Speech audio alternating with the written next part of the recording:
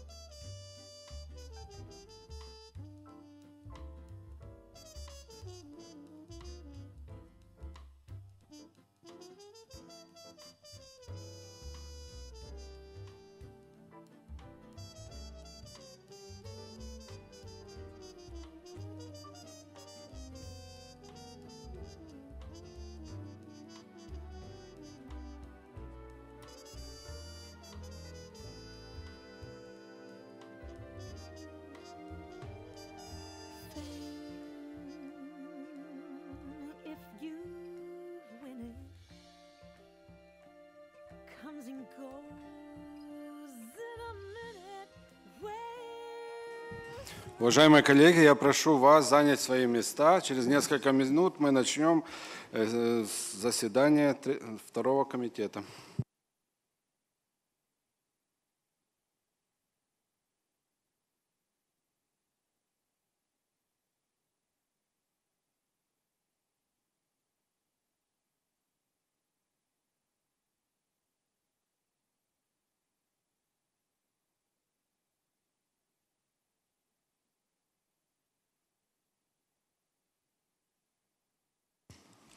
Доброе утро, дамы и господа. Я обращаюсь к тем, кто только что прибыл на заседание Общего комитета по экономическим вопросам, науке, технологии окружающей среды. Я еще раз прошу занять свои места и разрешите объявить третье заседание нашего комитета открытым. Коллеги, вам была роздана повестка дня настоящего заседания. Я бы просил вас утвердить, если нет никого, кто против. Против нет никого, поэтому будем считать, что повестка дня утверждена. Я благодарю вас. Перед началом рассмотрения дополнительных пунктов я хочу объявить вам, уважаемые коллеги, что последний срок представления кандидатур на посты должностных лиц нашего комитета истек 5 минут назад. Мы получили по одной кандидатуре на каждый пост. На должность председателя господин Сергей Шевчук, ваш покорный слуга. На должность заместителя председателя госпожа Роза Ахназарова, Киргизстан. На должность докладчика господин Кристос Стилианидес. Итак, из Кипра. Итак, мы имеем 3 кандидатуры на 3 поста, то есть на безальтернативной основе до настоящего времени мы можем провести избрание должностных лиц. Однако я официально оглашу результаты этого избрания перед нашим закрытием. Теоретически есть еще такая возможность, что кто-то откажется, скажет о самоотводе во время нашего заседания. Конечно, это только теоретически. Но все-таки, согласно процедуре, мы огласим результаты выборов по окончании рассмотрения всех дополнительных пунктов. И сейчас переходим именно к этой работе. Предлагаю господину Гуминскому, Беларусь, представить проект резолюции, который называется «Содействие использованию новых и возобновляемых источников энергии». Господин Гуминский, вам слово. Уважаемые коллеги, я не буду напоминать о нашей процедуре. До настоящего времени она ни у кого не вызывала возражения. Мы будем следовать той же процедуре. Господин Гуминский, прошу вас выступить с вашим докладом. Спасибо, господин председатель. Уважаемый господин председатель, уважаемые коллеги, делегация Беларуси представляет проект резолюции «Содействие использованию новых и возобновляемых источников энергии». Но прежде чем озвучить свое выступление, я хотел бы поблагодарить своих коллег из 17 стран, а их более 40, которые поддержали нашу резолюцию, подписавшись за нее. Мировое сообщество начинает осознавать, что энергетические ресурсы ограничены. Единственный перспективный путь развития – это путь устойчивого развития, повышения международных капиталовложений в зеленую экономику, поощрения более широкого распространения энергосберегающих технологий и возобновляемых источников энергии. Теперь мы по-новому смотрим на использование возобновляемых источников энергии. Это гидроэнергия, солнечная энергия, энергия ветра, геотермальная энергия, биоэнергетика и многие другие. Важность активного освоения и использования возобновляемых источников энергии очевидна. Развитие альтернативной энергетики будет содействовать укреплению энергетической безопасности и устойчивого экономического развития в регионе ОБСЕ. Сокращение доли ископаемых видов топлива в мировом энергетическом балансе снизит объемы выбросов углекислых газов в окружающую среду. В последнее время достигнут значительный прогресс в области разработки и применения технологий использования новых и возобновляемых источников энергии. Приведу несколько последних примеров. В этом году в Украине построена самая большая в мире электростанция, работающая на солнечной энергии. В Великобритании недавно открыт крупнейший в мире парк ветряных установок Волни Wind. В Таджикистане вводится в строй мощнейший комплекс гидроэлектростанций на реке Вахш. Обеспечение растущей мировой экономики надежными источниками энергии при одновременном минимальном воздействии на окружающую среду ООН признала одной из наиболее актуальных задач современности. Эта задача рассматривается в качестве важного условия достижения целей развития тысячелетия, которым Беларусь придает приоритетное значение в своем развитии. Уважаемые коллеги, развитие зеленой энергетики в регионе ОБСЕ напрямую зависит от решения проблем, связанных с разработкой, передачей и внедрением технологий использования альтернативных и возобновляемых источников энергии. Мы рассчитываем на поддержку представленного сегодня проекта резолюции «Содействие использованию новых и возобновляемых источников энергии». Благодарю за внимание. Спасибо вам за ваше представление. Я открываю прения по проекту резолюции. Прошу уважаемых коллег изъявить желание. Из записанных заранее господин Ван Кестернен из Канады, я прошу представить вам ваши соображения, а также подготовиться. Я вижу только представителя Туркменистана и еще 2 представителей. Сейчас мы уточним. Значит, Австрия и Армения. Да, да. Итак, Канада, Таджикистан, Австрия, Армения. В такой очередности первые выступающие будут записаны. Спасибо. Прошу вас.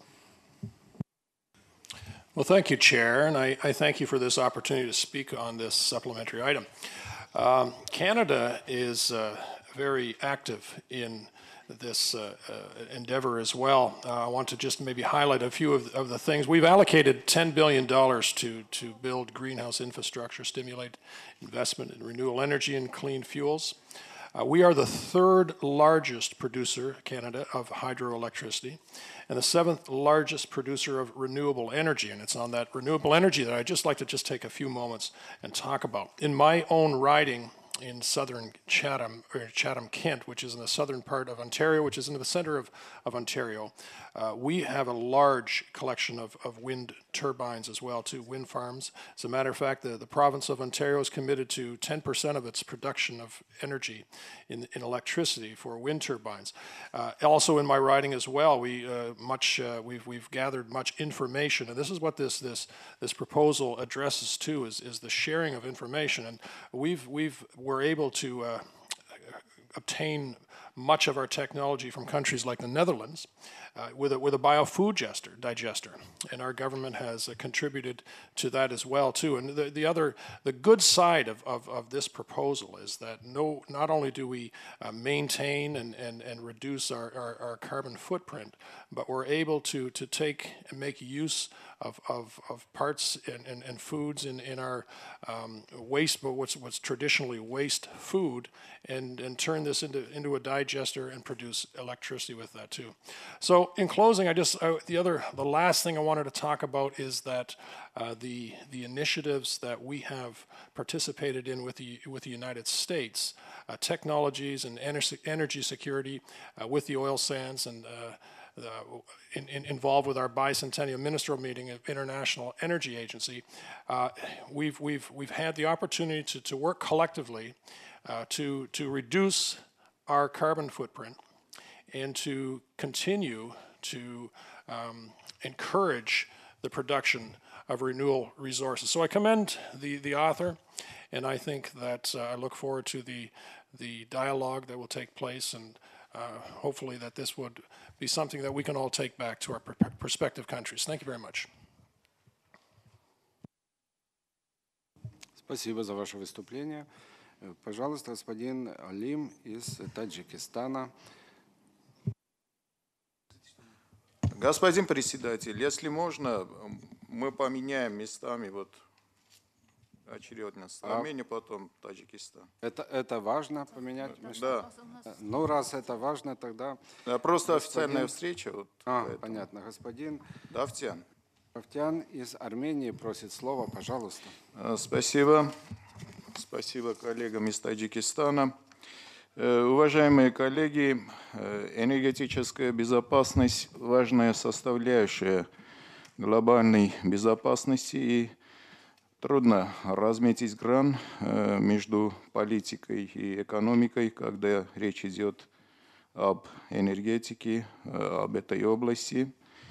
И, как мы знаем с вами, 20 век был назван веком углеводородов, как запаса, так и доступа к этим ресурсам. По известным нам причинам они ограничены, и предоставленная резолюция это очень важный шаг к достижению как национальном уровне, так и глобальном уровне энергетической безопасности. Но мы, как знаем, как всякие запасы, так и запасы углеводородов, рано или поздно они закончатся, и нам придется искать новых альтернативных путей решения наших общих задач. И альтернативная и возобновляемая энергетика – это то направление, которое, я думаю, что мы должны придерживаться, и почти каждом саммите и каждой встрече мы затрагиваем с вами данный вопрос. Я благодарен господину Гуминскому за представленную резолюцию и призываю всех нас поддержать эту резолюцию. Спасибо. Благодарю вас за ваше сообщение и прошу господина Неубрайера из Австрии высказаться также по поводу резолюции. Sehr geehrter Herr Vorsitzender, sehr geehrte Kolleginnen und Kollegen! In Österreich ist es gelungen, in den letzten Jahren den Anteil der erneuerbaren bzw. der alternativen Energien auf 33% zu heben. Das ist, glaube ich, ein schöner und guter Erfolg für die Menschen und für die Umwelt. Wir glauben auch, dass der Umstieg auf alternative und erneuerbare Energie angesichts der tragischen Ereignisse von Tschernobyl und Fukushima nicht nur voranzutreiben ist, sondern letztendlich auch ein Gebot der Stunde sein muss.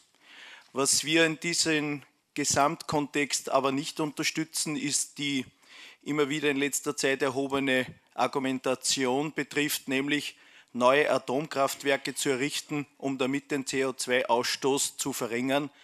Dieser Argumentation können wir im Gesamtkontext der Errichtung eines Atomkraftwerkes nichts abgewinnen.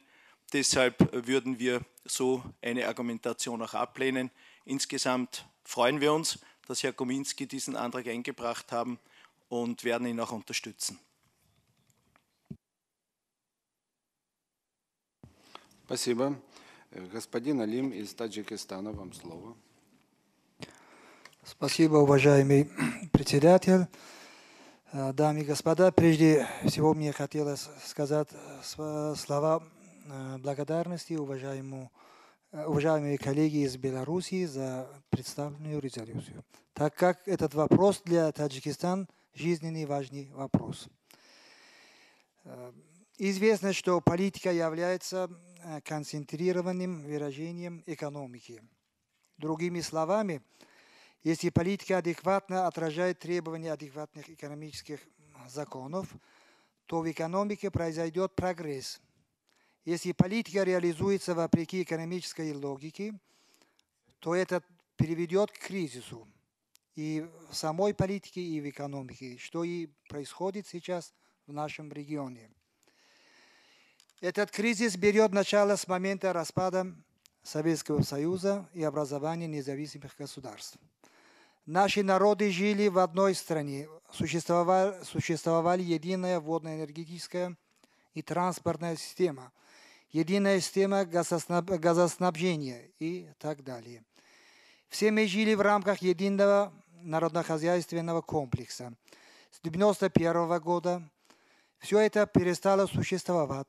Общенародная собственность была расчленена и разделена по национальным квартирам со всеми вытекающими негативными процессами. Я с уверенностью могу сказать, что ни один специалист в этой области не стал бы расчленять единую энергетическую систему на отдельные куски, так как это приводит к систему менее надежному техническому и более затратному в экономическом смысле состоянию. Именно политики нашего региона пошли на такой необдуманный шаг, искусственно создавая условия для энергетического кризиса. Общая собственность на углеводородное сырье также была расчленена, и наша республика столкнулась с чрезвычайно сложным кризисом в системе снабжения углеводородными энергоносителями. Наш ближайший сосед Узбекистан стал требовать от нас не строить крупных водохранилищ и ГЭС типа Рагунский. Узбекистан требует, что мы не должны строить высотную плотину на 330 метров, Рагунский ГЭС и многолетние водохранилища. Уважаемые коллеги, факты говорят совсем о другом. Ведь Рагунская ГЭС была спроектирована узбекскими специалистами в Узбекском проектном институте во времена Советского Союза. Тогда почему-то не было речи о неустойчивости плотины и к землетрясениям. И тогда же Узбекистан не говорил, чтобы строить малые ГЭСи нам. Далее есть Нукусское соглашение от 1992 года, где Узбекистан дал согласие на построение Рагунской ГЭС. Следует подчеркнуть, что за 20 прошедших лет ни в одной республике Центральной Азии не создана самодостаточная экономика. Растут внешние долги, безработица, высок уровень бедности. Таким образом, груз социально-экономического кризиса является гораздо тяжелее, чем кажется на первый взгляд.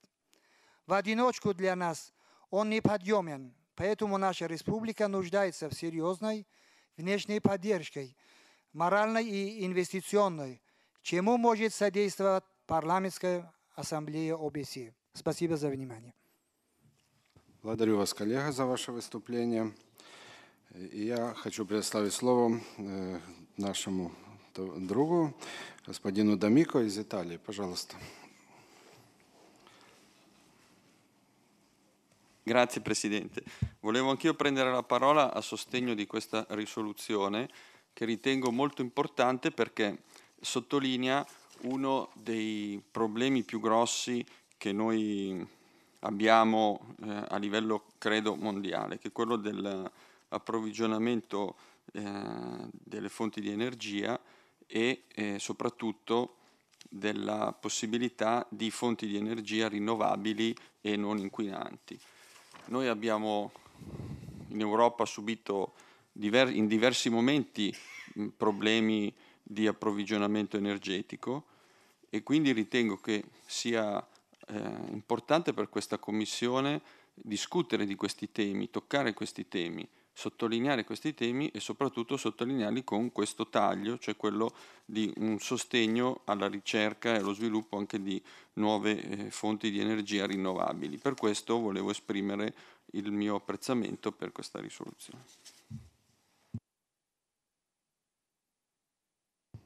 Спасибо. Я предлагаю выступить господину Хилдполду из Швейцарии и подготовиться господину Ассопарти из Мальты. И на этом мы завершаем прение. Oui, merci, Monsieur le Président, chers collègues. Je voudrais juste informer cette Assemblée sur la décision qu'a prise la Suisse de sortir du nucléaire. C'est une décision qui a été prise après l'accident de Fukushima, décision qui a été prise d'une part par le gouvernement et puis par les chambres fédérales, donc par le Parlement suisse. C'est une décision qui a des conséquences qui sont les suivantes, puisqu'en 2034, c'était la fin des centrales nucléaires. En 2034, eh bien, la Suisse devra faire appel à des énergies renouvelables. Les énergies renouvelables, c'est finalement plusieurs projets. Tout d'abord, les panneaux solaires. Il y a bien entendu des projets de géothermie, des projets de barrages, toute la question finalement des projets hydrauliques, et puis les éoliennes. Ce qu'on constate aujourd'hui, après une année, suite à cette décision du gouvernement d'une part et du Parlement d'autre part, ce qu'on constate, c'est finalement une certaine schizophrénie dans l'application. Il y a une décision politique d'une part, et puis lorsqu'il s'agit de mettre en place ces projets, donc des projets très concrets d'énergie renouvelable, bien on constate qu'il y a une certaine difficulté. Lorsqu'il s'agit de mettre en place des projets d'éoliennes sur les crêtes du Jura, donc une région de la Suisse où il y a du vent, eh bien, il y a une opposition de la population.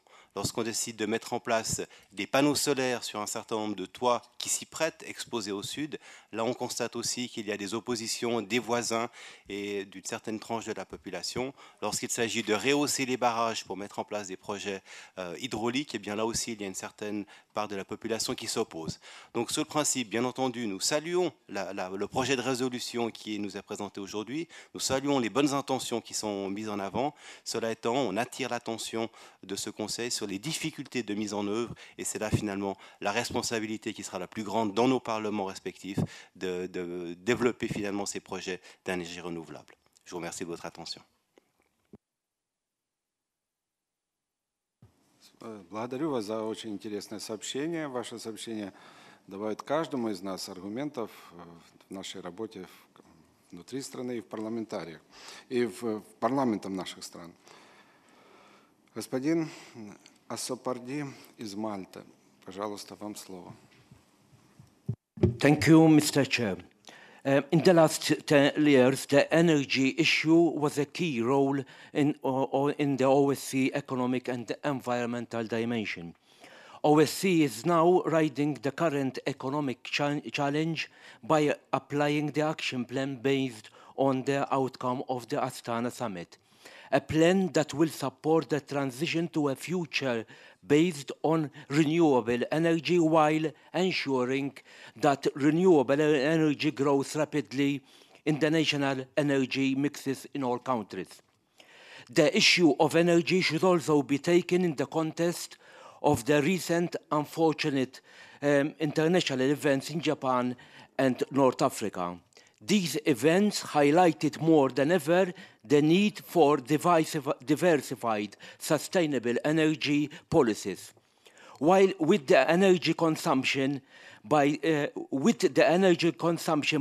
developing countries also increasing dramatically, thus also helping to push up fuel prices worldwide, the need to start delivering with realistic action plans cannot be but stressed. We have to emphasize the importance of the collaboration between all members to address these challenges and start participating in workshops to exchange best technology practices. One also augurs that the OSCE could help reignite discussions on the Mediterranean solar plan whereby South European countries could import renewable energy from North African states through subsea cables, thus maximizing the potential for solar and wind energy of the Mediterranean region. I will now briefly explain Malta's commitments in this sector. 2 years ago, Malta was concerned that the price of a barrel of oil would touch the $200 mark. Soon after, the price of oil collapsed because of the global economic downturn. Such volatility erodes Malta's competitive edge because it is heavily dependent on fossil fuels. The provision of a secure, competitive and affordable, as well as environmentally and financially sustainable energy supply has always been a big challenge for Malta. This stems from the fact that Malta is an isolated island state both geographically and infrastructurally. Malta's small size and high population density makes exploitation of the renewable energy source very difficult. Notwithstanding these constraints, Malta is doing its utmost to diversify its energy supply, tap renewables, and adapt to a price structure that incentivizes energy efficiency. Our economy, the competitiveness of our country, and job security are very much dependent on the investment in this sector. We are continually working close with the EU in relation to the continuous ongoing debate and activity in the energy sector. We will seek to reap the benefits of energy policy that is based on solidarity and coordination and common action. As a final remedy, an interconnection with the European electricity system is seen as breaking the insularity of our islands, giving Malta the security of supply and enabling it to access the EU international electricity market. Thank you, Mr. Chair.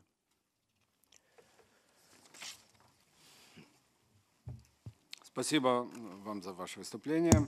Сейчас мы переходим к рассмотрению поправок по той же процедуре, которая была и ранее. И, пожалуйста, господин Стилианидис, внесите поправку номер 1.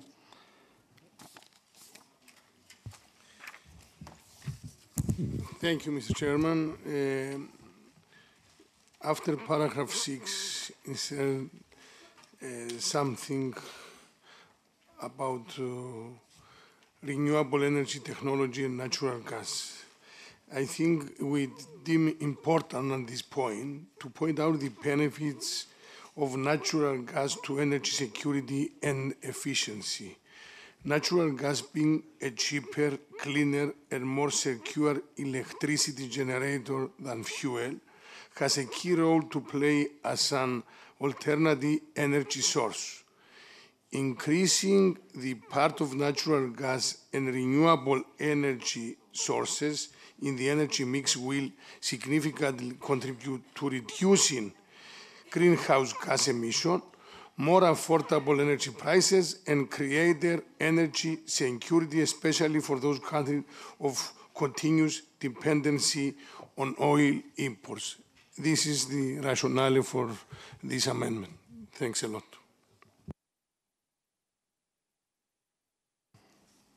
Понятно. Кто имеет возражения против такой поправки? Да, есть. Представитель Швеции, парламента Швеции. Пожалуйста, вам слово. Yes, thank you. Well, first of all, I want to state that, well, gas is, and I mean that natural gas is not a new energy source, and it's not a renewable one either. So, first of all, I don't think this fits in here in this supplementary item. And, well, sure, gas is better than the worst, coal, for example, but it's not good enough. And I think if we should have this, it should be much better. We shouldn't lower the bar that much, and the CO2 emissions needs to be lower much more than the use of gas would allow. So I think we should actually not build in another dependency on fossil fuel, which this would be. So I think we should vote against this amendment. Thank you. Ваша позиция понятна. Я всем нашим членам комитета хочу только напомнить, как называется проект резолюции. Содействие использованию новых и возобновляемых источников энергии. Но я хочу услышать мнение автора резолюции господина Губинского. Пожалуйста, вам слово. Благодарю, уважаемый господин председатель. Прежде всего, я хотел бы поблагодарить всех коллег, которые поддержали проект резолюции по возобновляемым источникам энергии. Рады, что данный проект резолюции привлек к себе большой интерес, и у некоторых коллег появились дополнительные идеи. Что же касается первой поправки господина Стилианидиса, то я здесь поддерживаю мнение своего коллеги из Швеции, потому что действительно, несмотря на то, что концовка данной поправки, она очень важна. Речь идет о снижении выбросов парниковых газов, и Киотский протокол мы не зря подписывали и принимали его. Но действительно, как сказал коллега из Швеции, природный газ не является альтернативным источником энергии. Поэтому моя позиция такова, что если господин Стилианидис оставит только возобновляемые источники энергии, природный газ снимет, то мы можем поддержать такую поправку. Если же она остается, будет настаивать господин Стилианидис на природном газе, то мы против, и я поддерживаю, здесь солидарен с коллегами Швеции. Спасибо.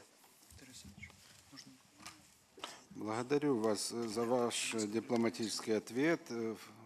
Формально вы против, понятно. Я, как председатель... Mr. President? Я дам вам слово. Yes, Mr. President, after the proposal of the rapporteur, I think for consensus, it's better to withdraw the natural gas and to remain in the wording of the rapporteur accept. Thanks a lot. Yes. Хорошо, мы приходим к консенсусу. По-моему, это правильное решение. Благодарим вас, господин Стилианидис, за понимание. Таким образом, поправка номер 1 не принимается. Переходим к поправке номер 2. И снова вам слово, господин Стилианидис. Пожалуйста.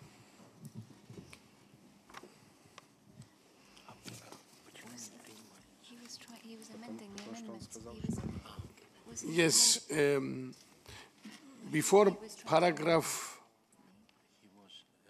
14 introduced the following paragraph, stresses the crucial role of energy security in the new security environment and the imperative need for a fair and transparent state of play in accordance with international law and the European Energy Chapter.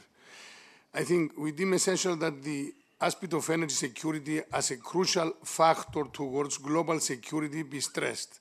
Enhanced international efforts are necessary towards a fair state of play in the energy field, which will be governed by the principles set out in the Energy Chapter and international law, including, of course, the recognition and respect of states. Thanks a lot.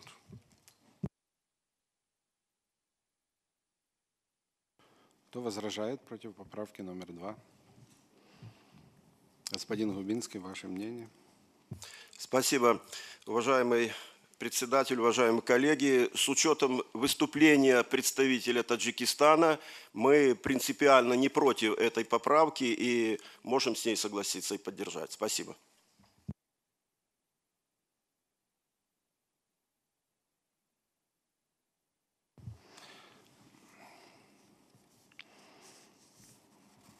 Мы можем ставить на голосование. Пожалуйста, кто за поправку номер 2, прошу поднять ваши карточки. Спасибо, прошу вас опустить. Кто против поправки номер 2? 1 человек против. Кто воздержался? 4 парламентария воздержались. Благодарю вас. Поправка принимается. Переходим к рассмотрению поправки номер 3. И слово предоставляется господину Смолежу из Польши. Пожалуйста. Dear colleagues, in competitive energy sector, energy infrastructure, transit routes, and development of renewable sources of energy are fundamental elements which increase energy security in the OSCE region. Secure and competitive energy sector is significant for citizens, economy, and natural environment in the OSCE region. The reliability of the system is the primary factor which influences the security of energy supplies. It is important to deliver the required amount of energy to the consumers and citizens while meeting certain standards. Thanks to the development of the renewable sources of energy, the standards are not only met but also raised. Diversification prevents from decreasing the energy security in the OSCE region resulting from the disruptions to diversity of suppliers, routes, or sources of energy. Therefore, the main aim of diversification is to secure the stability of gas and electricity supplies. In order to strengthen the energy security in the OSCE region, we should raise the importance of the renewable sources of energy. Their increasing importance influences the creation of a real and competitive energy sector by ensuring the security of gas and electricity, as well as diversification of energy suppliers, routes, and sources. Thank you. Спасибо. Кто-либо против этого предложения? Нет, господин Гуминский, пожалуйста, кратко изложите свою точку зрения. Я благодарю господина Смолежа за внесенную поправку. Она представляется важной и интересной, но я бы, уважаемый председатель, уважаемые коллеги, хотел бы обратить ваше внимание на то, что мы сегодня ведем речь о возобновляемых источниках энергии, а газ, нефть и соответствующая инфраструктура к ним не относятся, поэтому мы против этой поправки. Или же просили бы тогда снять эту поправку господина Смолежа, и мы видим здесь, в силу его важности, возможно подготовить отдельный проект резолюции к следующей сессии по данному вопросу, потому что это действительно тема очень важная. Благодарю. Понятна ваша позиция. Если автор поправки не настаивает, мы будем голосовать. Если автор поправки изъявит желание снять ее, тогда мы примем это решение. Пожалуйста, господин Смолеж. With all due respect, but we stand by our word.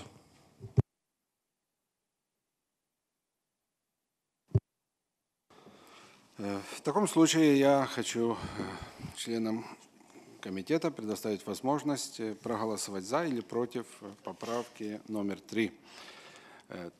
Прошу поднять карточки тех, кто хочет проголосовать за.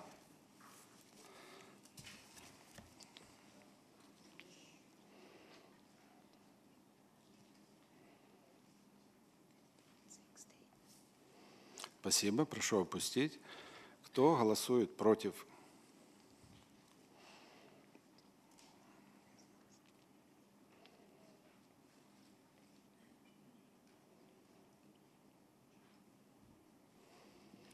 Спасибо. Кто воздержался?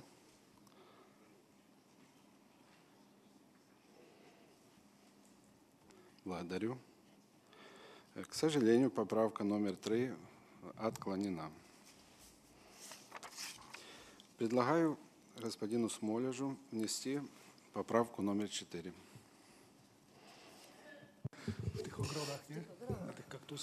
Item 23 doesn't not add anything new to the resolution. During the plenary sittings of the OSCE Parliamentary Assembly in Vienna and Prague, the participants exchanged experience concerning modern technologies and the best practices related to the renewable sources of energy, energy efficiency, energy saving, and access to energy. Thank you. Спасибо.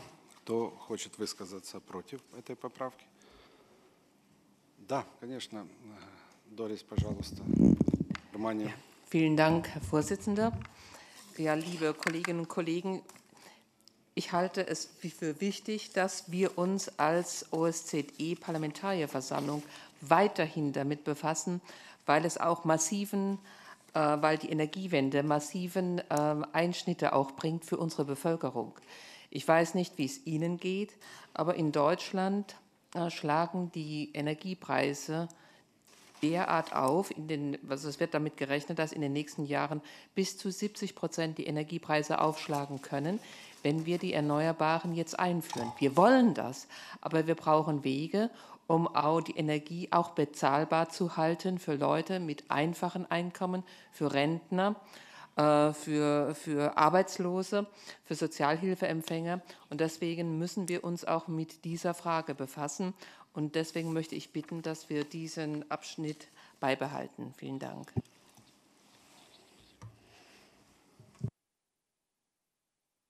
Благодарю вас. Господин Гуминский, пожалуйста, вы можете высказаться. Спасибо. Я хотел бы поблагодарить своего коллегу Смолежа из Польши за его предложение, но вместе с тем я хотел бы остаться при своем мнении, поддержать коллегу из Германии, потому что в пункте 23 содержится лишь предложение, рекомендация о проведении совещания ОБСЕ для обмена мнениями и наилучшей практикой. Для многих стран это было бы весьма полезно и интересно. У ОБСЕ есть опыт такой работы. Кстати, в 2009 году в Минске прошла региональная конференция ОБСЕ по новым и возобновляемым источникам энергии. И эксперты из секретариата ОБСЕ и многих стран региона приняли в нем участие, в том числе Австрия, Германия, Польша, Литва, Россия, Украина, Финляндия и другие. И всеми это мероприятие было признано как очень успешное и полезное. Поэтому я предлагаю оставить пункт 23. Благодарю вас. Спасибо. Итак, мы приступаем к голосованию. Прошу внимания. Кто за поправку, которая заключается в том, чтобы исключить из текста резолюции пункт 23, прошу поднять карточки. Спасибо. Прошу опустить. Кто против этой поправки, прошу поднять карточки. Благодарю. И кто воздержался? Один человек воздержался. Спасибо. Поправка номер 4 не принимается. Переходим к рассмотрению последней поправки.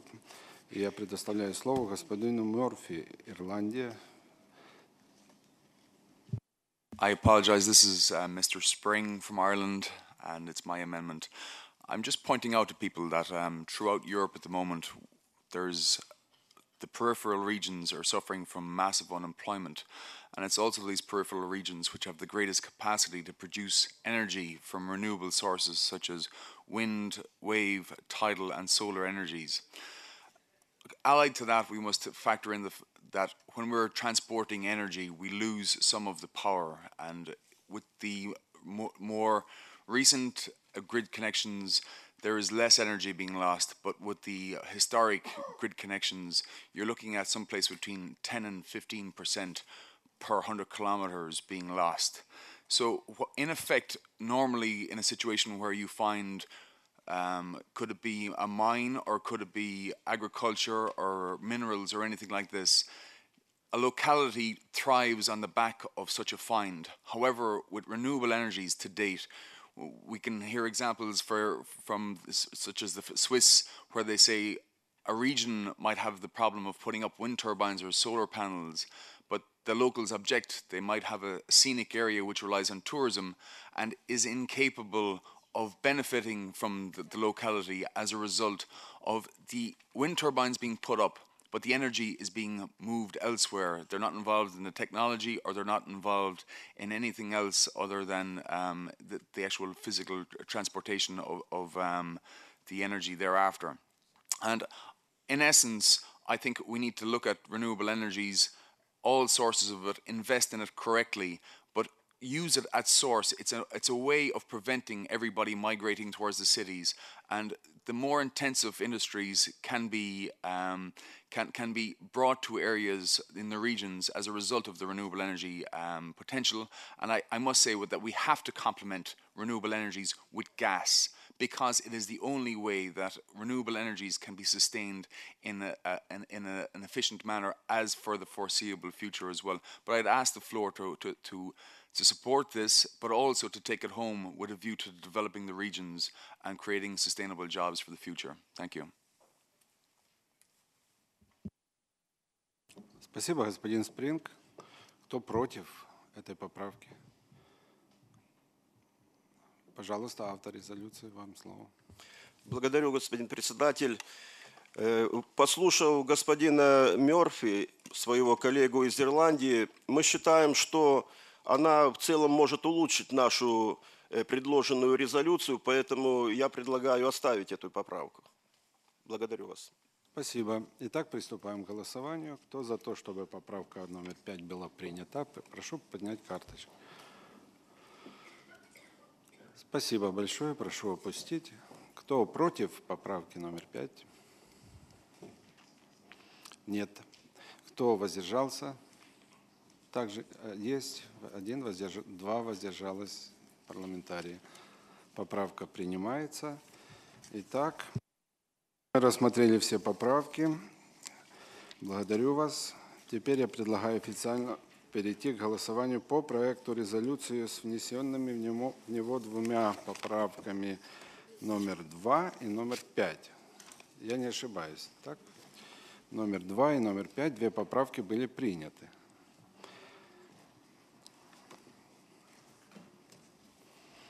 Поэтому я ставлю на голосование. Кто за то, чтобы принять резолюцию в целом с указанными поправками, прошу поднять ваши карточки. Спасибо большое. Прошу опустить.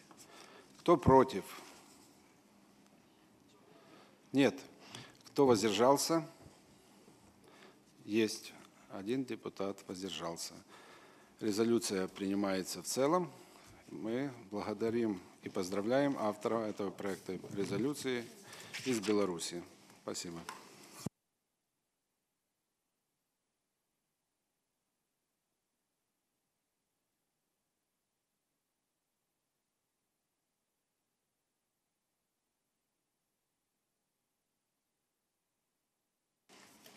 Следующий важный пункт нашей повестки дня – это проект резолюции, который имеет название «Оказание помощи детям в посткризисных ситуациях». И я прошу господина Града, Польша, представить проект резолюции. Thank you, Mr. Chairman. Dear colleagues, first of all, I would like to thank you all of you who supported my resolution and auto amendments. I am glad that so many members of this Assembly share my conviction about the importance of the subject of assistance for children during and in the aftermath of crisis situation. This extensive problem was the subject of numerous debates and studies at the international level. The Parliamentary Assembly of the Council of Europe debated on possibilities of the European Assistance for Children in Afghanistan and Haiti, there is an impressive UNICEF report on humanitarian action for children 2012, describing all humanitarian crises in 2011. It would be impossible to attempt to cover the whole problem of children and crisis in one document. The objective of this resolution is to begin our deep analysis of the situation of millions of children suffering disproportionately from the ongoing conflicts affected by the wars, humanitarian crisis, natural disasters, and emergency situation. Surveys estimate that during the last decade, conflict has cost the lives of 2 million children and the further 6 million have been wounded. We all see what happens now in Syria. It is like a lens gathering possible misery. Although children are among the prime beneficiaries of humanitarian aid that are disproportionately affected by each crisis. I try to underline this resolution, the special vulnerability in crisis and the risks they are confronted with unsettled situation.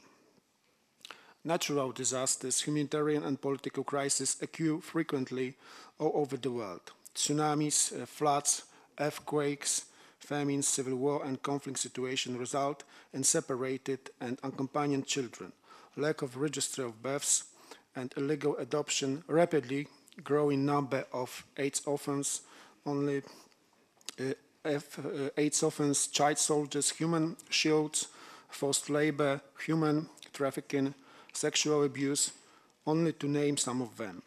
Some of these emergencies attract media and political attention. Unfortunately, others never reach international awareness, especially long-lasting or repeated crises. They have a devastating effect on the children, create so-called lost generation, children that know nothing but war, violence and crisis. It must be also underlined that the girls are particularly exposed to the different form of violence in conflict areas or following natural disasters. It's not my intention to diminish efforts of any organization rendering assistance. Although I deeply appreciate each help and humanitarian aid, it must be mentioned that sometimes action and, as a result, funds are necessarily duplicated. It happens that children do not receive such assistance afterwards. For assistance once they have returned to their countries, sometimes protection program and with withdrawal of the humanitarian actors from the region. On one hand, the humanitarian aid for children must guarantee the basic of survival, which means the provision with food, health, water, and sanitation. On the other hand, it is necessary to ensure a protective environment allowing children to pursue their growth. The follow-up programs targeted on stabilization, rehabilitation, and development should be created in a way what allows, protects children's future and enable them to contribute to reconstruction process. Extreme poverty, frequent natural disasters, political instability, uncertain economic condition, deep global economic crisis and further pressure on the food prices make children and women particularly vulnerable and pose a growing threat to stability and development in the regions concerned. This resolution is calling on the member states to establish assistance projects that would prioritize the issue of children's rights, child protection and education on the political and security agenda. It underlines that humanitarian action should take into account specific needs of children and to find ways for them to contribute to the reconstruction efforts. It recommends all of us frequent monitoring of humanitarian projects to ensure better coordination on all levels. As I've mentioned, it's just the beginning. I sincerely hope you will support the future output of this resolution as the subject of assistance for children in aftermath of crisis, and the better respond to their rights and needs in the long term should be one of the priorities not only for our Assembly but also for our parliaments. Thank you very much. Спасибо вам, господин Град, за вашу инициативу. Вы внесли элемент новизны в работу второго комитета. Это очень важно. И я открываю прения по данному вопросу и прошу выступить госпожу Хейди Фрай из Канады. Пожалуйста. Thank you very much, Chair. I cannot congratulate the member from Poland for this any more than I'm going to now. It is an extraordinarily important resolution that he brought forward. I think we often forget children in the aftermath of crisis or disasters because we always seem to think that children have parents with them. And in lots of countries, even when children are sent as refugees to countries, sometimes, and in some countries, they are separated from their parents because if the family comes illegally, for instance, if the family, and we know that in many areas like in Sri Lanka, etc., families escaping torture and escaping war bring their children with them, get onto these rickety boats, travel across the major oceans, get to a place, and then they are taken away from their parents because they're not allowed under rule of law to put the children into detention, and these children are taken away, and they're actually sent to families in the country to which they go. So they have been doubly traumatized. They have escaped, they are with their parents, if they've seen war, they've seen conflict, and then they get to a place where they think they're safe, and actually they're taken away and brought into this new society with no assistance whatsoever. I think the ability for children to grow up to be citizens and to be people that can create a new generation of strong, competent, good citizens means that we have to give them stability.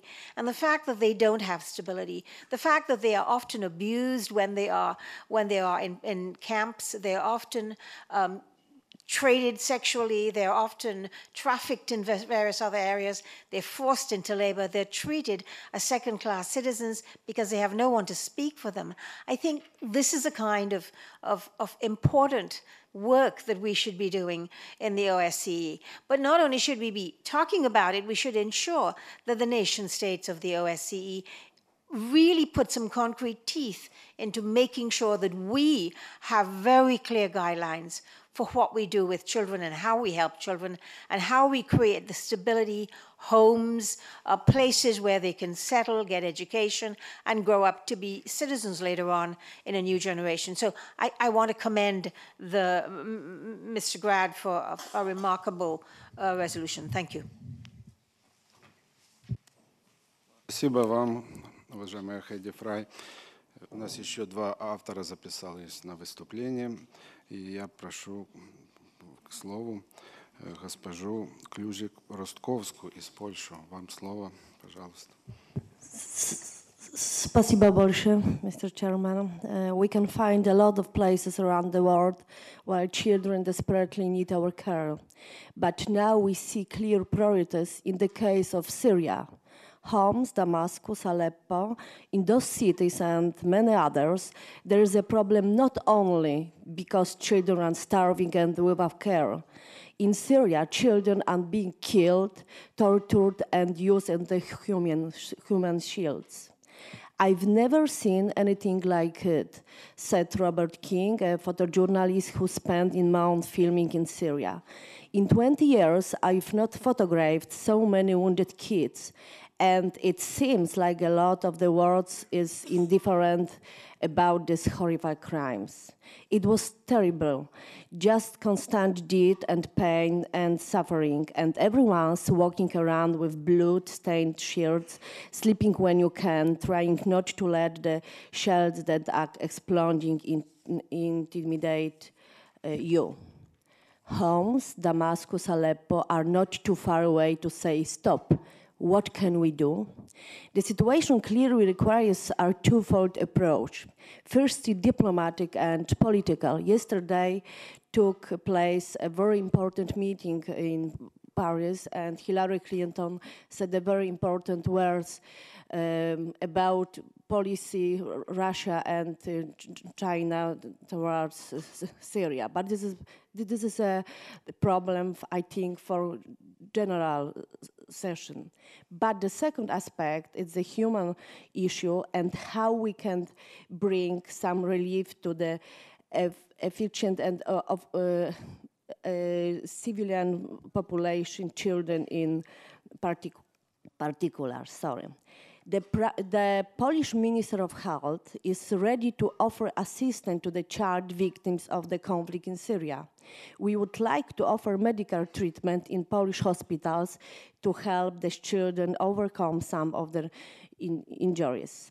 We would like to appeal to our international partners to join us in our efforts and to jointly think about what we can do in real terms to effect change in the lives of these children. There are the unwilling victims of this conflict, and their plight is too cruel to ignore. Thank you very much. Спасибо большое за ваше выступление. Госпожа Хамфлис, извините, если я неправильно назвал фамилию, из Ирландии вам слово, подготовиться господину Боттемли из Соединенного Королевства, и мы подводим черту в прениях. Thank you. My name is Heather Humphreys from Ireland, and I just want to support the motion and the amendment specifically, and I want to speak in the area of education because I feel it has an important role to play in providing normality to the lives of children, especially in times of emergency and conflict. Nelson Mandela once said, "Education is the most powerful weapon which you can use to change the world." And I believe that education does not just combat unemployment, but that education is vital for a better society and allows for the full development of a person, both socially and personally. And I believe we should implement policies that encourage people to broaden their knowledge and encourage self-development.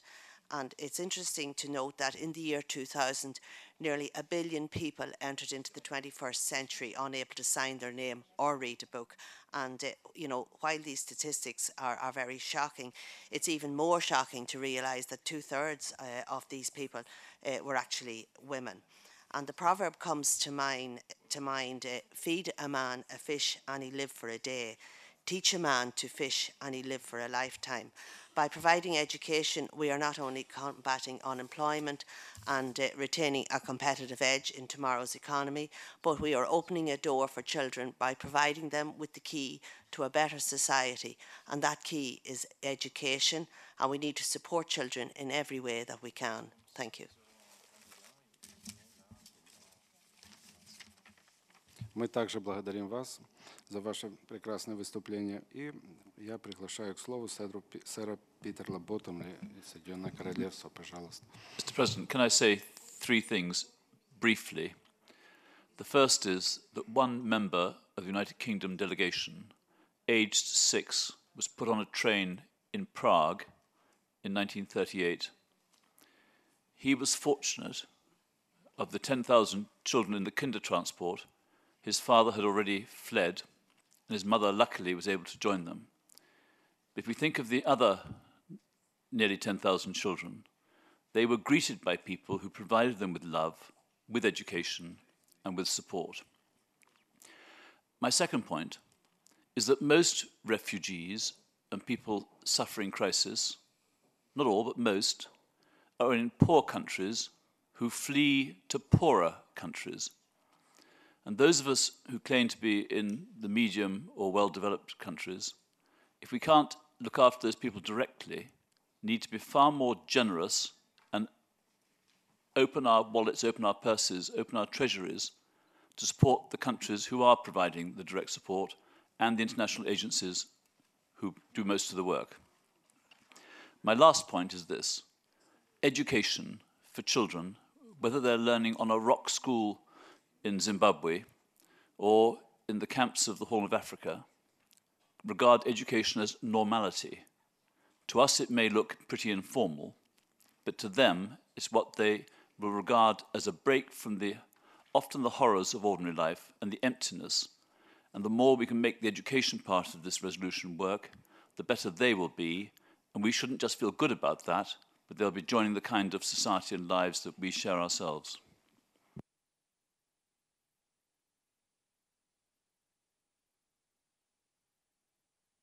Спасибо большое. Спасибо большое за выступление. Прения окончены. Сейчас мы переходим к рассмотрению поправок. Но у нас создалась интересная ситуация.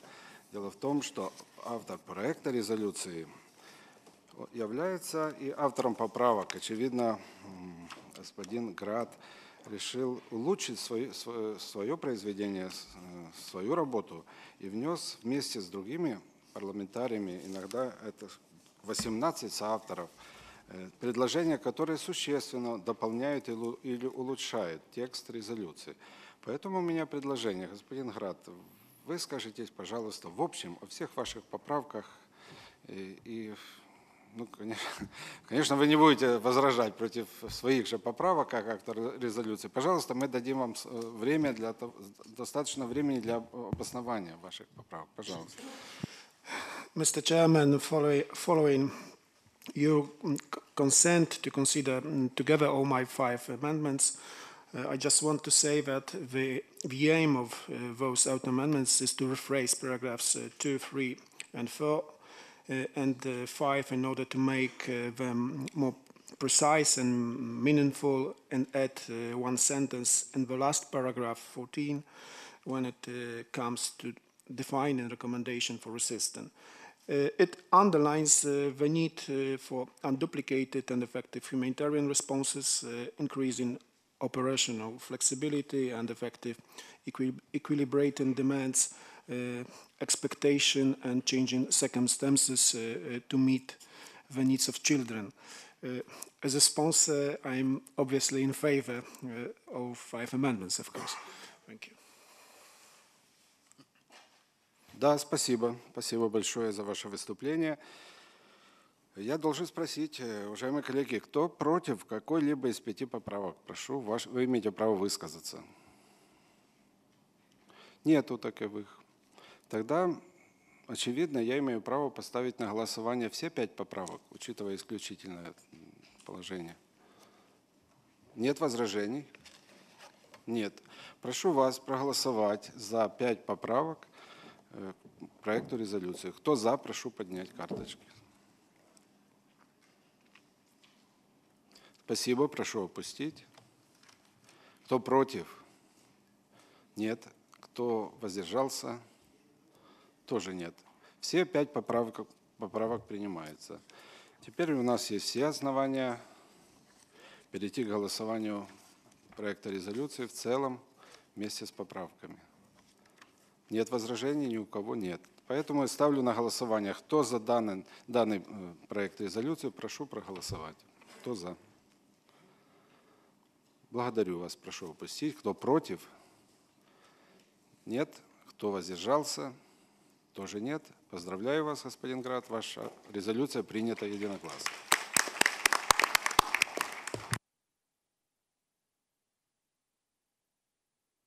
Да, и мы переходим к рассмотрению последнего вопроса проекта резолюции, который называется «О свободе передвижения в регионе ОБСЕ». Основной автор Валерий Рашкин, Российская Федерация, но представлять изъявил желание господин Чижов. Вы готовы? Да, конечно. Пожалуйста, господин Чижов, вам слово. Большое спасибо, уважаемый председатель, уважаемые коллеги. Тема свободы передвижения в регионе ОБСЕ является крайне актуальной и незаслуженно забытой. Во многих важнейших документах ОБСЕ содержится большое количество соответствующих обязательств, таких как положение Хельсинского заключительного акта, документа Копенгагенского совещания, Парижской хартии для новой Европы, Будапештского документа на пути к подлинному партнерству в новую эпоху и других.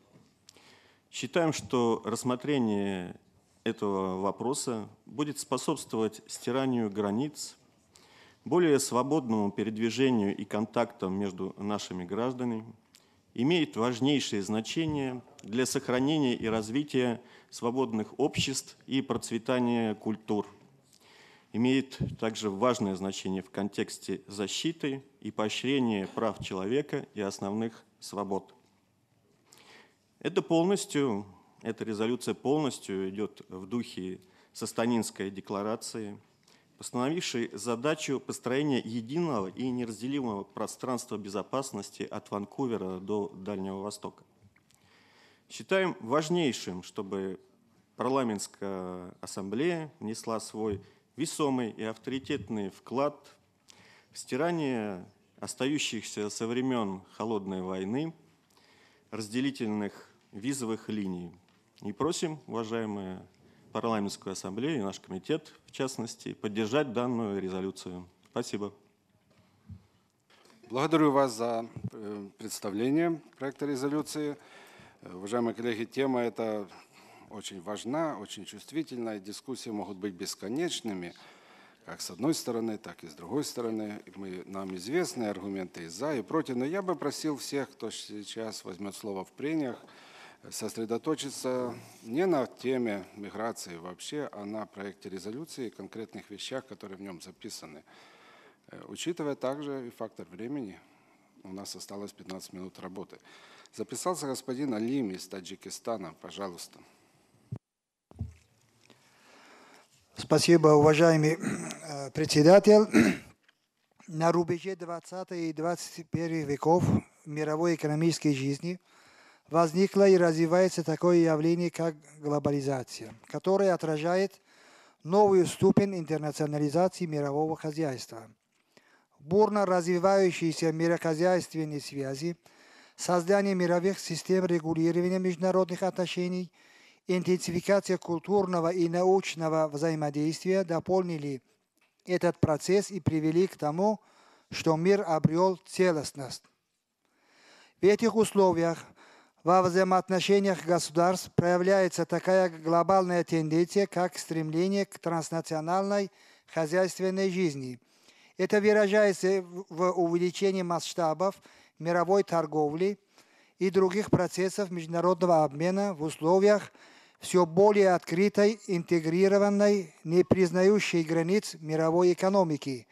Причем имеется в виду не только внешняя торговля, но и валютные потоки, движение капитала, обмен технологиями, информацией и идеями, перемещение людей.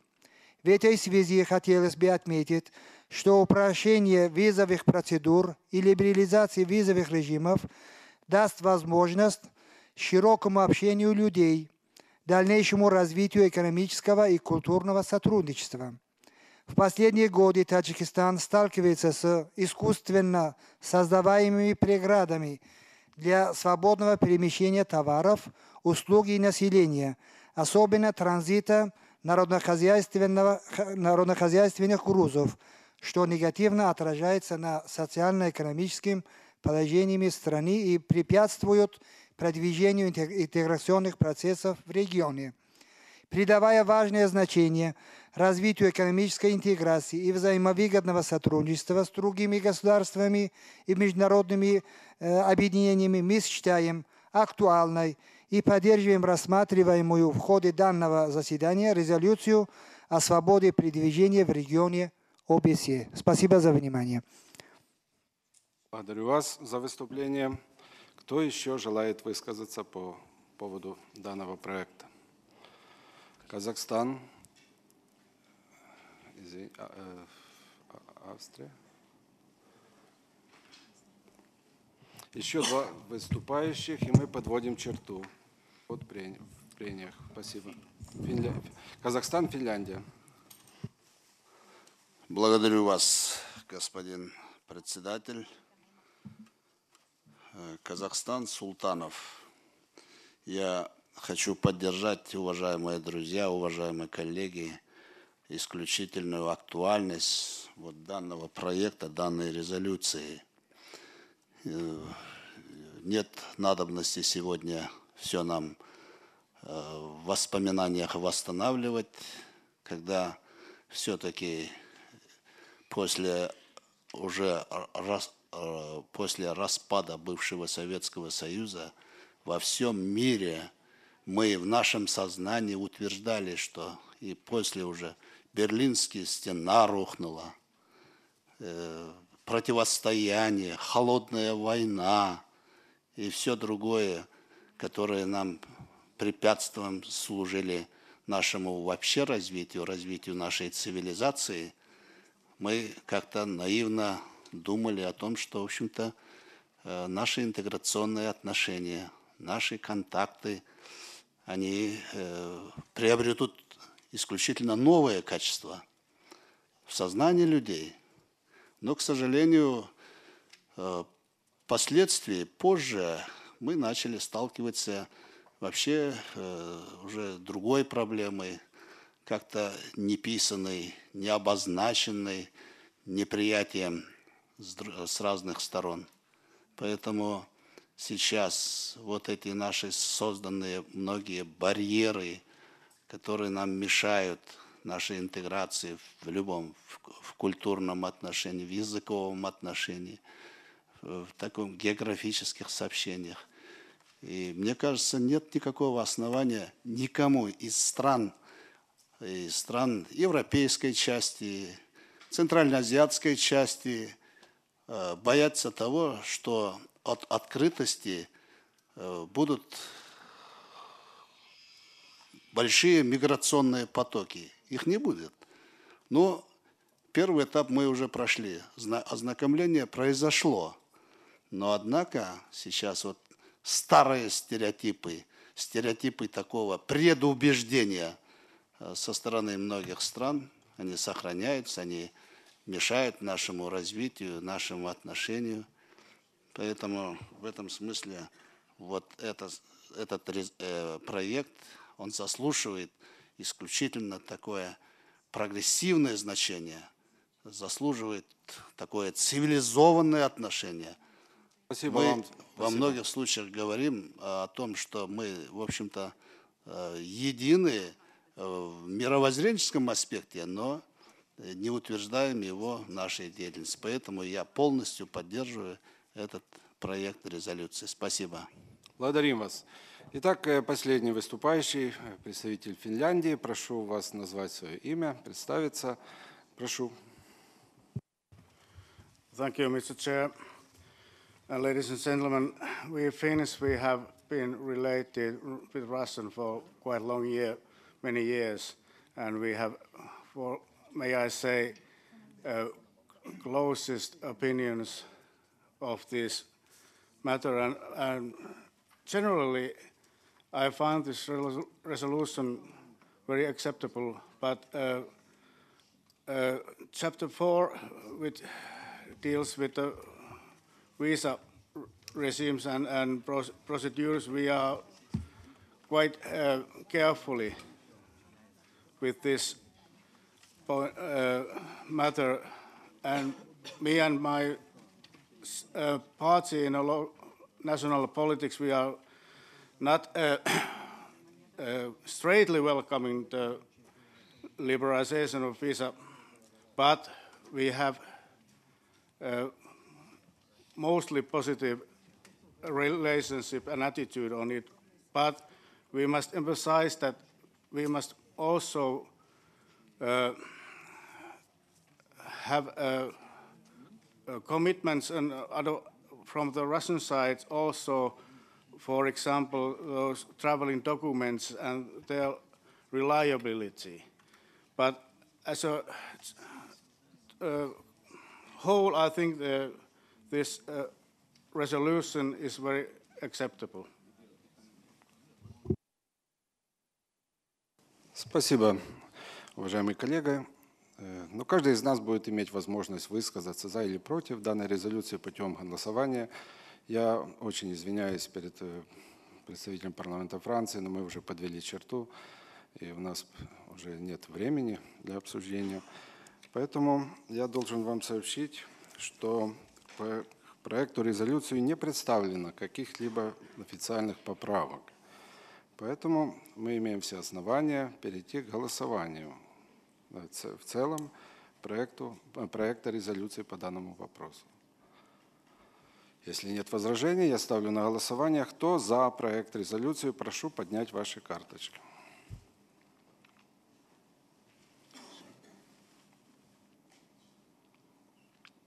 Прошу не опускать, уважаемые коллеги. Кто за, прошу поднять карточки.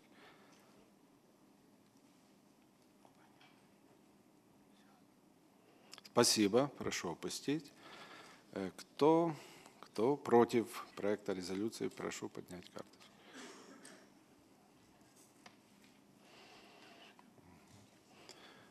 Спасибо. И кто воздержался?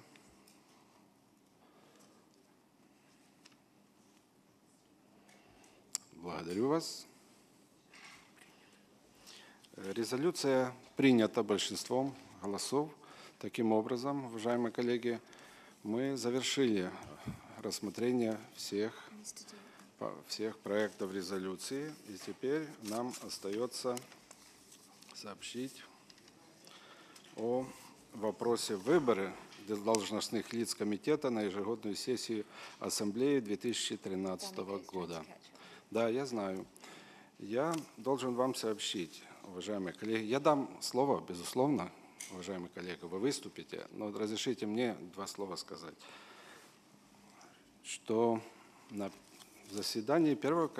первом заседании нашего комитета мы с вами четко определились, что, учитывая тот факт, что по решению постоянного комитета нам были определены только 4 дополнительных пункта, и мы могли спланировать нашу работу таким образом, что мы завершим свою деятельность на третьем заседании, нынешнем заседании. Я, как председательствующий, попросил всех вас хорошенько обдумать вопрос о выдвижении кандидатур на 3 должности. Должности председателя, заместителя председателя и репортера второго комитета. Кандидатуры были высунуты. Я, кстати, напомнил их об этом еще несколько раз. И на время 11 часов 30 минут, согласно правилам процедуры, я сказал, что время окончилось и что кандидатуры выдвинуты. Однако после этого мы имеем особое мнение нашего коллеги из Италии. И я прошу господина Дамика его сейчас высказать. Пожалуйста.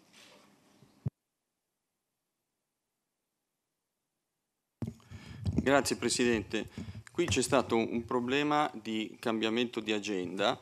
Infatti era previsto è vero che era previsto per domani l'ultima sessione di questo comitato. Poi ieri fu detto che visto che si voleva far saltare la sessione di domani, che si sarebbero fatte 2 sessioni oggi. C'è stato probabilmente un misunderstanding perché alcuni di noi, e penso diverse persone, avevano inteso che la sessione di domani mattina fosse fatta oggi, quindi cancellata domani, ma oggi ci fosse una sessione anche al pomeriggio e quindi c'è stato un problema con il cambiamento di agenda.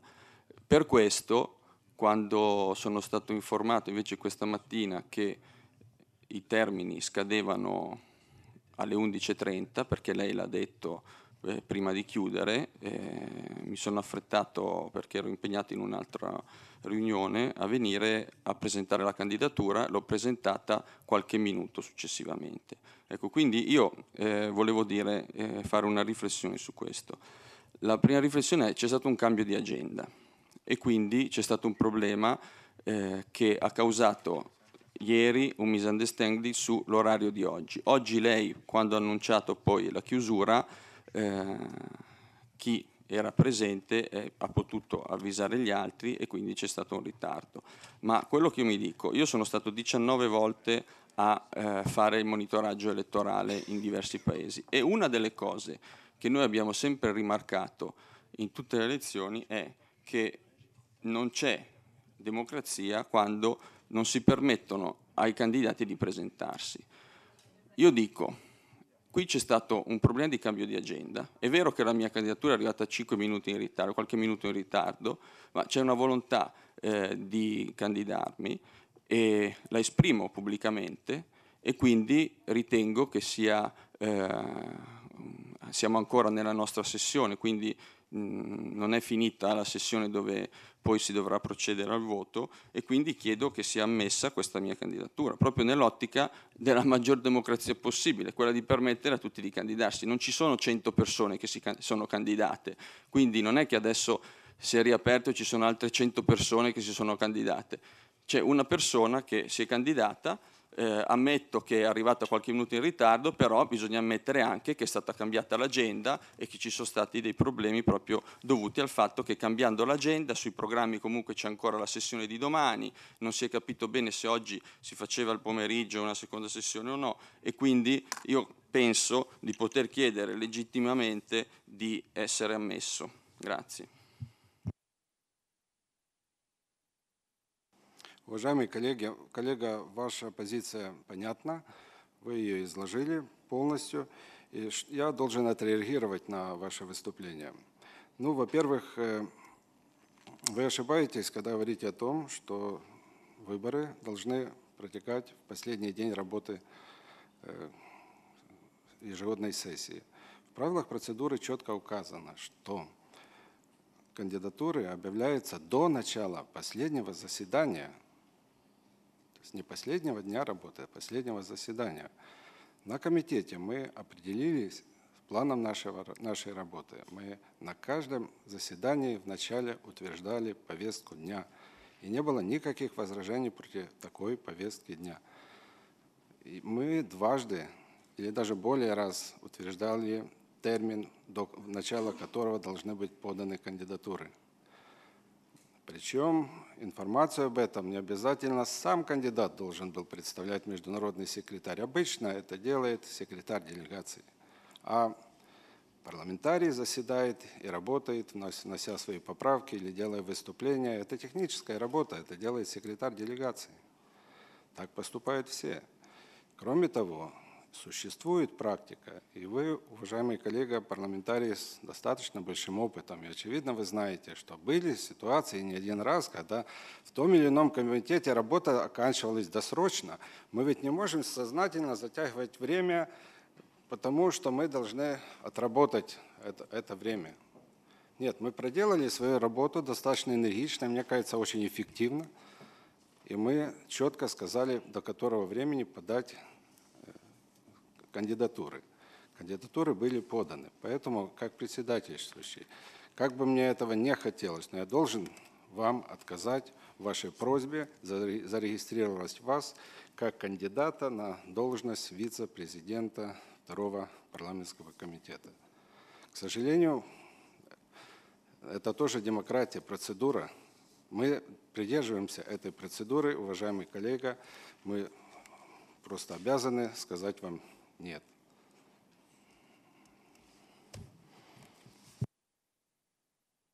Я вижу, что есть желание обсудить эту тему. Давайте вкратце, один за, один против. Наверное, так будет правильно. Учитывая, однако, фактор времени, наши переводчики работают до определенного времени, мы не можем злоупотреблять их вниманием. Пожалуйста, представитель Австрии. Hochgeschätzter Herr Vorsitzender, sehr geehrte Damen und Herren, ich orte hier tatsächlich eine Frage der Interpretation der Geschäftsordnung, die es rein nach der Auslegung und Interpretation der Rechtskonformität der Geschäftsordnung auch zu klären gilt. Wenn ich das Programm der OSCE hernehme und das für mich als Abgeordneter hier rechtsverbindlich ist, dann erkenne ich aus der Tagesordnung für den Sonntag, dass dieses Committe dezidiert von 9 bis 11 Uhr hätte angesetzt werden sollen. Jetzt ist die Frage aufgetaucht, inwieweit man täglich aufgrund eines selbst auferlegten Arbeitsprogramms diesen Prozess verringern kann, weil man eben schneller und effizient arbeitet. Das ändert aber nichts daran, meines Erachtens, dass das Programm für Sonntag von 9 bis 11 dezidiert auf der Tagesordnung ist. Das war auch so von vornherein von der OSCE als solcher aus festgelegt. Ich würde deshalb ersuchen, da hier dezidiert eine Frage der Interpretation der Geschäftsordnung vorliegt, dass diese Interpretation der Geschäftsordnung, wie diese tatsächlich auszulegen ist, einer entsprechenden Klärung unterzieht und dann über die Kandidatur des Kollegen aus Italien, der Mico, entscheidet und nicht vorher. Ich danke.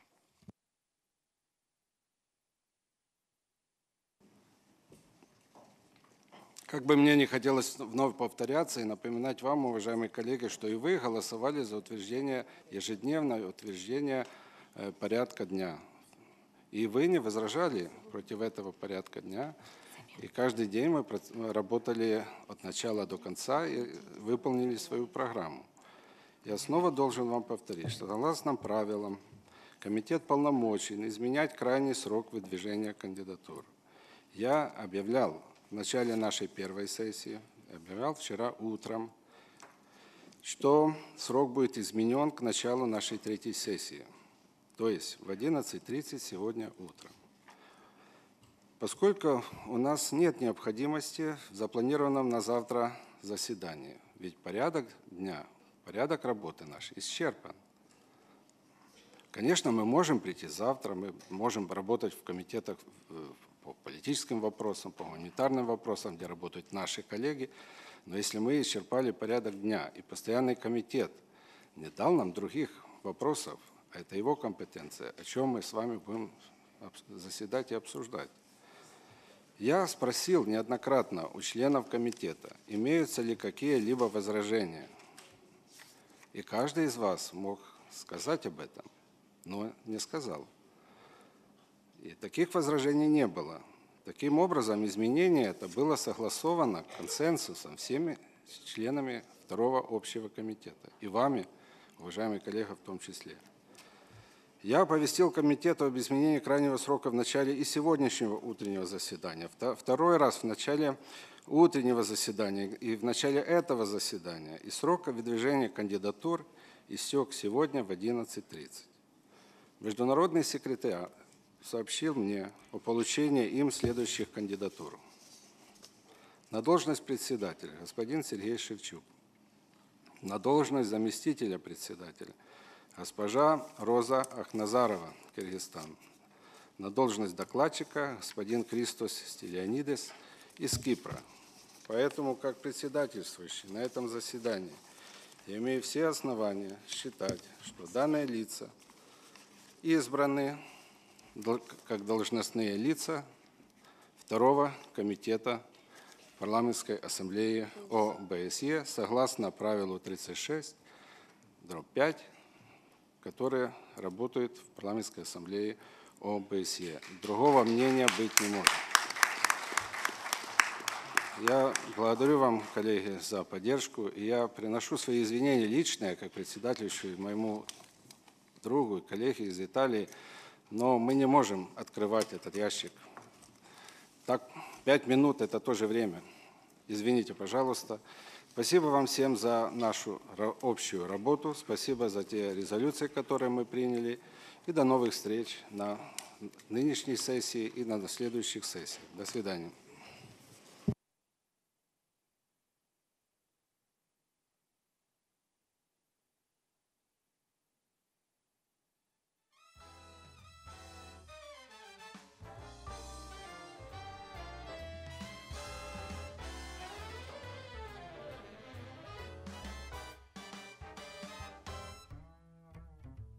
I heat up, I can't cool down.